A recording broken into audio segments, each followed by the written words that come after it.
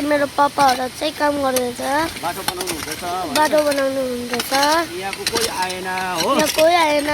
3 जना पेटे आइछु म पापा अरु दादा दादा भन न क्रिश दादा अन्त बाटो बनाउँदैछ म फिल्म त काम गर्दैछु हेर्नुहोस् है गाइस बाटो देखाइदेऊ भाइ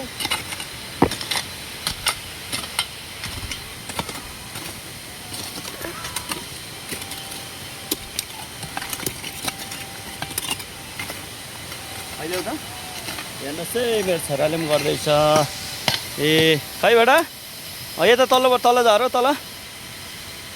ल यहाँ चाहिँ अब यत्रो छ कति बेला सक्छ है हेर्नुहोस् है ल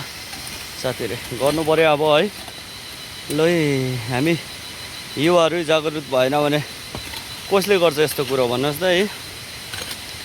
अब त्यो डोजर पर्खिँदा त कहिले हो